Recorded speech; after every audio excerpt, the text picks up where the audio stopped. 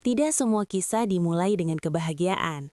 Ada cerita yang lahir dari kesunyian, dari air mata yang jatuh diam-diam, dari doa yang dipanjatkan tanpa saksi.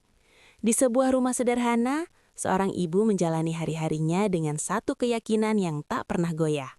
Selama ia masih bisa berdoa, harapan belum benar-benar mati. Setiap pagi ia bangun lebih awal dari matahari. Setiap malam ia tidur paling akhir. Tangannya lelah, hatinya sering remuk, tetapi mulutnya tak pernah berhenti menyebut satu nama dalam doa. Nama anak yang menjadi alasan ia bertahan. Ia tidak pernah tahu apakah pengorbanannya akan berbuah manis atau justru hilang ditelan waktu. Yang ia tahu, cintanya tidak boleh berhenti di tengah jalan. Sementara itu, sang anak tumbuh tanpa benar-benar memahami betapa berat langkah yang sedang disiapkan untuknya. Ia hanya merasakan hangat, tanpa tahu api apa yang telah dilalui ibunya. Hingga suatu hari, takdir mulai bergerak pelan, menguji doa, menguji bakti, dan menguji janji yang pernah terucap dalam diam. Sebelum kita lanjut ceritanya, tekan tombol like dan subscribe sekarang juga. Dan absen di kolom komentar dari kota mana saja teman-teman menyimak cerita ini, agar kami tahu sudah sampai kota mana cerita ini ditonton. Saya doakan untuk yang sudah like, komen, dan subscribe, semoga selalu sehat, dilapangkan rezekinya, dan dimudahkan segala urusannya. Amin. Tidak semua doa terdengar keras. Tidak semua pengorbanan terlihat jelas. Ada doa yang dipanjatkan dalam bisu. Ada pengorbanan yang dilakukan tanpa saksi, tanpa pujian, tanpa harapan untuk dibalas. Doa itu seringkali lahir dari dada seorang ibu. Pelan, lirih, kadang disertai air mata yang jatuh tanpa suara. Ia tidak meminta dunia tahu, ia hanya berharap langit mendengar.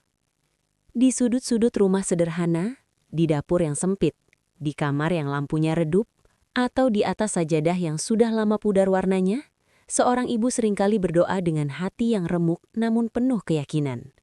Ia tidak menuntut balasan atas semua lelahnya. Ia tidak meminta anaknya mengingat setiap luka yang ia sembunyikan. Yang ia inginkan hanya satu, anaknya hidup lebih baik darinya, lebih kuat, lebih bahagia, dan lebih dekat dengan Tuhan. Ibu adalah sosok yang paling sering mengalah, bahkan sebelum diminta. Ia menunda kebahagiaannya agar anaknya bisa tersenyum. Ia menahan lapar agar anaknya bisa kenyang. Ia menahan sakit agar anaknya tetap bisa melangkah. Dalam hidupnya, seorang ibu jarang sekali menempatkan dirinya di urutan pertama. Ia memilih berada di barisan terakhir, selama anaknya berada di depan, aman, dan terlindungi. Seringkali dunia tidak mencatat pengorbanan itu. Dunia hanya melihat hasil akhirnya. Dunia memuji anak yang sukses, anak yang berhasil, anak yang berdiri di panggung-panggung kehidupan dengan penuh percaya diri. Dunia lupa bahwa di balik langkah-langkah tegap itu, ada seorang ibu yang lututnya gemetar karena kelelahan. Dunia lupa bahwa di balik keberanian itu, ada doa-doa panjang yang dipanjatkan dalam sepertiga malam saat dunia tertidur dan hanya langit yang terjaga. Doa ibu bukan sekadar rangkaian kata. Ia adalah jeritan hati yang paling jujur. Ia adalah harapan yang lahir dari cinta tanpa syarat. Dalam doa itu, seringkali seorang ibu bahkan mengorbankan dirinya sendiri.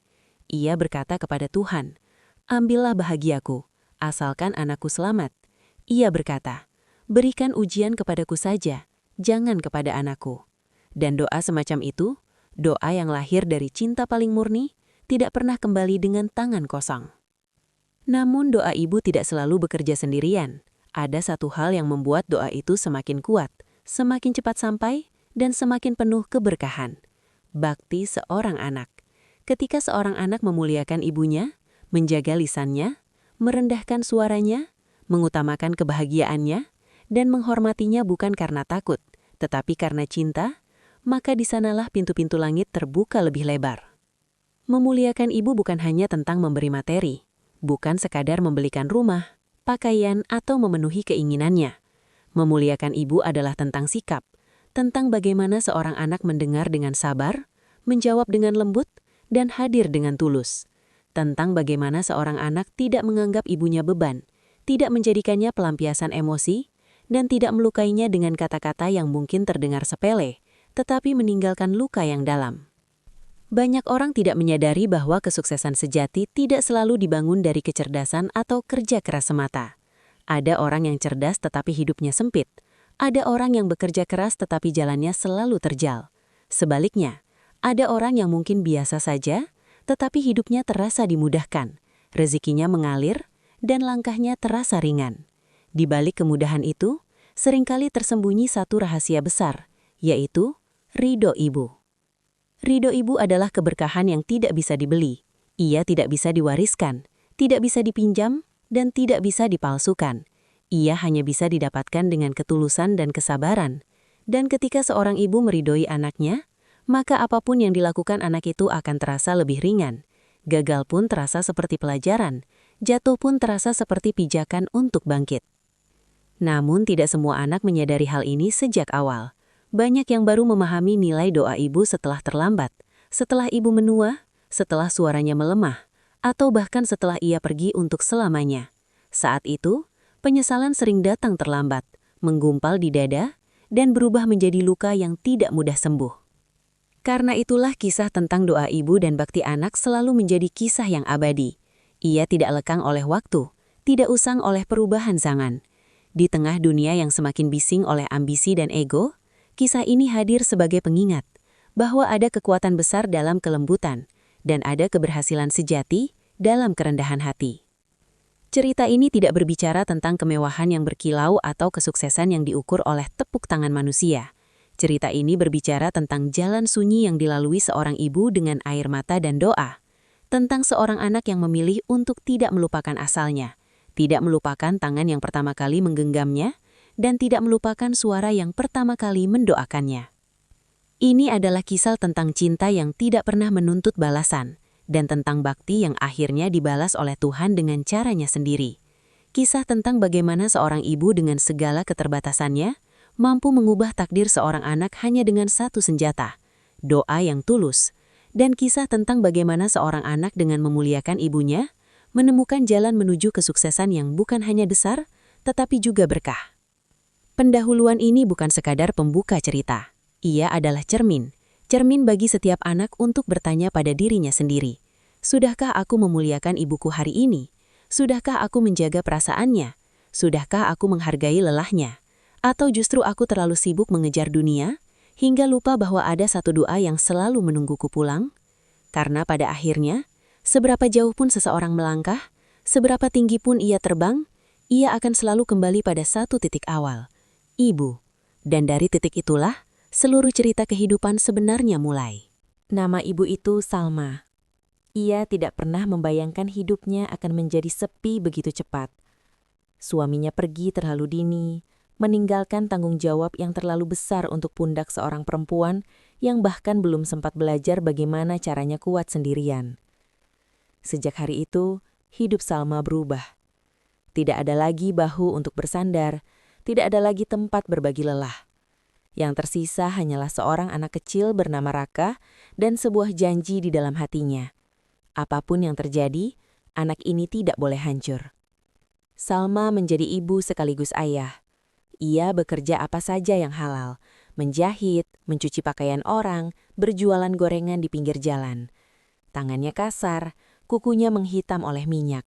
Punggungnya sering terasa nyeri sebelum matahari benar-benar terbenam. Namun, setiap kali lelah itu batang, ia menatap wajah Raka yang tertidur dan rasa sakit itu berubah menjadi kekuatan. Raka tumbuh dalam kesederhanaan yang seringkali terasa pahit. Ia terbiasa melihat ibunya bangun lebih pagi dari siapapun dan tidur lebih larut dari siapapun. Ia terbiasa melihat ibunya tersenyum di depan orang lain, lalu menangis diam-diam di dapur ketika semua orang sudah tidur. Dan dari sanalah, Raka belajar tentang cinta. Cinta yang tidak berisik, tidak pamer, tapi rela mengorbankan segalanya. Sejak kecil, Salma selalu berpesan, "Kalau kamu capek, nak, istirahatlah, tapi jangan pernah menyerah." Raka tidak selalu memahami makna kata-kata itu, namun ia merasakan keteguhan di dalamnya. Hari-hari berlalu, Raka tumbuh menjadi anak yang pendiam, rajin, dan penuh empati. Ia tidak pernah meminta mainan mahal, tidak pernah merengek minta jajan lebih. Ia tahu betul, setiap rupiah yang masuk ke rumah mereka adalah hasil keringat ibunya. Ia belajar menahan keinginan sebelum ibunya mengucapkan penolakan. Setiap malam, Raka sering terbangun dan melihat ibunya masih terjaga. Ia berpura-pura tidur, namun diam-diam mengintip dari balik selimut. Ia melihat ibunya bersujud lama sekali, lebih lama dari biasanya. Bahunya bergetar, bibirnya bergerak pelan. Dan meski Raka tidak mendengar kata-kata itu dengan jelas, ia tahu namanya sedang disebut dalam doa. Waktu berjalan tanpa kompromi. Raka memasuki masa remaja. Dunia mulai menawarkan banyak jalan. Beberapa tampak mudah, beberapa tampak gelap. Teman-temannya mulai berani membantah orang tua, mulai mengejar kesenangan tanpa batas. Namun setiap kali Raka hampir tergelincir, wajah ibunya selalu muncul di benaknya. Wajah lelah yang tidak pernah menuntut apa-apa, dan itu cukup untuk membuatnya mundur. Saat Raka lulus SMA, takdir kembali menguji mereka. Ia diterima di universitas negeri ternama, sebuah mimpi besar yang terasa terlalu mahal. Surat penerimaan itu tergeletak di meja kayu kecil mereka, menjadi saksi dua perasaan yang bertabrakan, bahagia dan takut. "Bu," Raka berkata lirih, "kalau berat, Raka bisa kerja saja." Salma menatap anaknya lama. Matanya berkaca-kaca, namun suaranya tegas. "Tidak, kamu berangkat. Ibu yang akan cari jalan." Malam itu, Salma tidak tidur. Ia mengeluarkan sebuah cincin kecil dari lajar paling bawah. Cincin itu satu-satunya kenangan dari suaminya. Tangannya gemetar saat menggenggamnya. Air matanya jatuh satu persatu. Keesokan paginya, cincin itu sudah tidak ada, dan Raka tidak pernah tahu, hingga bertahun-tahun kemudian, bahwa langkah pertamanya menuju masa depan dibayar dengan kenangan terakhir ibunya. Di perantauan, hidup Raka keras dan dingin. Kamar kos sempit, makanan seadanya, dan tekanan yang terus menumpuk. Ada malam-malam ketika ia duduk di lantai, memeluk lututnya sendiri, bertanya dalam hati, apakah semua ini layak diperjuangkan? Setiap kali putus asa datang, Raka menelpon ibunya. "Ibu sehat? Sudah makan?" Padahal yang ingin ia katakan sebenarnya adalah, "Ibu, Raka capek, Raka takut." Namun Salma selalu menjawab dengan nada yang sama, tenang, menenangkan, meski di baliknya ia menyembunyikan sakit dan lelahnya sendiri. "Doa ibu selalu sama, Nak, kamu jangan khawatir."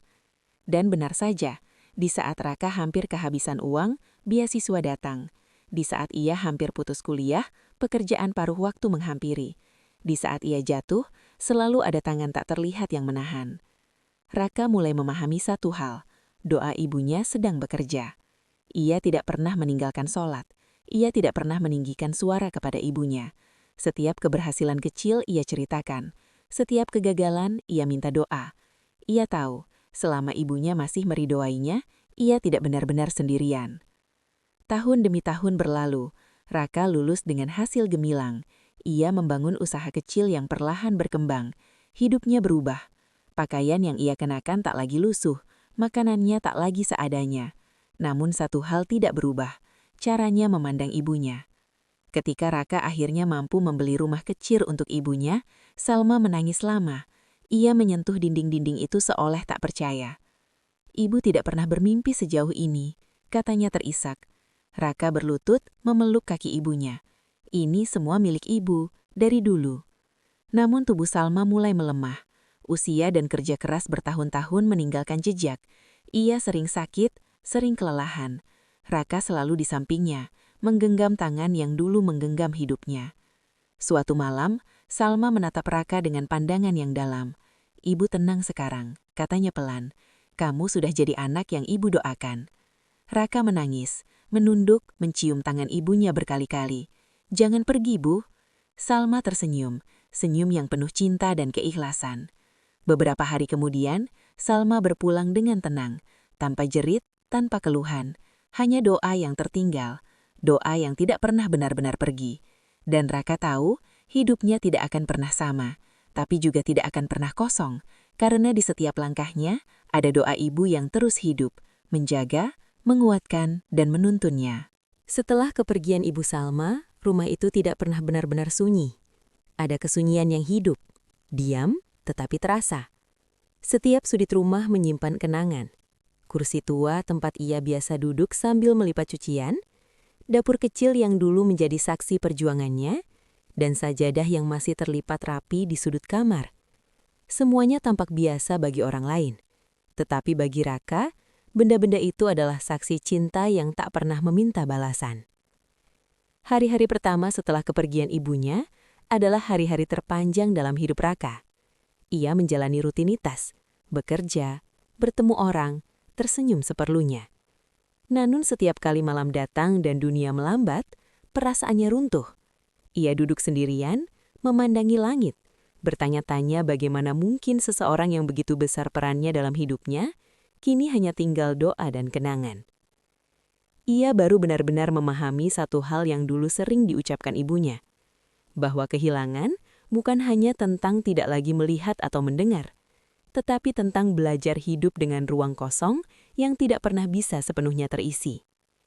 Namun seiring waktu, Raka mulai menyadari sesuatu yang lebih dalam.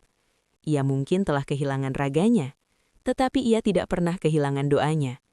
Dalam setiap langkah yang ia ambil, dalam setiap keputusan yang ia buat, ada rasa tenang yang menyertainya. Seolah ada tangan yang masih menuntunnya, suara lembut yang masih berbisik, "Hati-hati nak, jangan salah jalan." Raka mulai mengerti bahwa doa seorang ibu tidak berhenti bekerja hanya karena waktu atau kematian. Doa itu telah menjadi bagian dari hidupnya, menyatu dengan nafas, menyertai langkah, dan menjaga hatinya agar tidak tersesat. Kesuksesan yang ia raih setelah kepergian ibunya tidak pernah terasa sebagai kemenangan pribadi. Setiap pencapaian justru membuatnya semakin rendah hati. Ia tahu, apa yang ia miliki bukanlah hasil dari kehebatannya semata, melainkan buah dari cinta yang paling tulus. Cinta seorang ibu yang tak pernah berhenti percaya padanya, bahkan ketika dunia meragukannya. Dalam diam, Raka sering berbicara pada ibunya, bukan dengan suara, tetapi dengan perbuatan. Ia menjaga kejujurannya. Ia menolak jalan pintas yang merugikan orang lain. Ia membantu mereka yang lemah, bukan karena ingin dipuji, tetapi karena ia ingat bagaimana ibunya dulu berjuang tanpa pernah berharap dikenal. Raka memilih hidup dengan prinsip yang sederhana, tetapi berat dijalani. Tidak melukai hati orang lain, sebagaimana ia tidak pernah ingin melukai hati ibunya. Ia juga mulai menyadari bahwa memuliakan ibu tidak berakhir saat ibu tiada. Memuliakan ibu adalah tentang menjaga akhlak, menjaga doa, dan menjaga hati agar tidak dikuasai kesombongan. Seringkali orang-orang bertanya kepada Raka tentang rahasia kesuksesannya. Ia hanya tersenyum, lalu menjawab dengan kalimat yang selalu sama. Doa ibu. Tidak ada penjelasan panjang. Tidak ada cerita berlebihan, karena ia tahu, siapapun yang pernah benar-benar merasakan kekuatan doa ibu tidak membutuhkan banyak kata untuk memahaminya. Di suatu malam yang tenang, Raka kembali membuka sajadah ibunya. Ia sujud lama, lebih lama dari biasanya. Air matanya jatuh tanpa ia sadari. Bukan air mata kesedihan, melainkan air mata syukur. Ia bersyukur pernah dicintai dengan cara yang begitu utuh. Ia bersyukur pernah menjadi anak dari seorang ibu yang memilih berdoa daripada mengeluh, memilih menguatkan daripada menyalahkan, memilih mengorbankan daripada meninggalkan. Dalam sujud itu, Raka berdoa, kali ini bukan sebagai anak kecil yang membutuhkan pertolongan, tetapi sebagai manusia yang ingin menjaga amanah. Ya Allah, bisiknya, jika masih ada kebaikan dalam hidupku, terimalah itu sebagai hadiah untuk ibuku. Ampuni kekurangannya, lapangkan kuburnya, dan tempatkan ia di sisimu. Doa itu mengalir pelan, penuh keyakinan. Dan di sanalah, Raka benar-benar memahami akhir dari kisah hidupnya bersama ibunya, bahwa cinta seorang ibu tidak pernah meminta untuk diingat setiap hari, tetapi ia hidup dalam setiap pilihan yang kita buat. Bahwa bakti seorang anak tidak selalu harus ditunjukkan dengan tangisan besar atau kata-kata indah, tetapi dengan hidup yang jujur, rendah hati, dan penuh empati. Kisah ini bukan tentang kesuksesan yang diukur dengan angka atau harta. Ini adalah kisah tentang keberkahan, sesuatu yang tidak bisa dihitung, tetapi bisa dirasakan.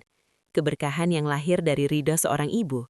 Keberkahan yang tumbuh dari doa-doa panjang di sepertiga malam. Keberkahan yang menjadikan hidup terasa cukup, meski tidak selalu mudah. Jika ada satu pelajaran yang bisa diambil dari perjalanan Salma dan Raka, maka itu adalah ini. Selama seorang ibu masih hidup, jangan pernah menunda untuk memuliakannya. Jangan menunggu sukses untuk berbakti. Jangan menunggu waktu luang untuk menelpon. Jangan menunggu penyesalan untuk mulai peduli. Karena suatu hari nanti, ketika suara itu tidak lagi terdengar, ketika tangan itu tidak lagi bisa digenggam, kita akan menyadari bahwa dunia ini tidak pernah menawarkan cinta yang setulus cinta seorang ibu. Dan bagi siapapun yang hari ini masih bisa mendengar suara ibunya, masih bisa melihat senyumnya, masih bisa mencium tangannya, jangan anggap itu biasa. Di sanalah letak keberkahan terbesar dalam hidupmu. Sebab, pada akhirnya, jalan hidup setiap manusia mungkin berbeda, tetapi satu hal selalu sama. Siapapun yang memuliakan ibunya tidak akan pernah benar-benar sendirian, karena ada doa yang selalu menyertainya. Doa yang tidak pernah lelah, doa yang tidak pernah mati. Dan dari sanalah kisah ini berakhir, bukan dengan kehilangan, tetapi dengan keyakinan bahwa cinta seorang ibu akan selalu menjadi cahaya, bahkan ketika dunia menjadi gelap.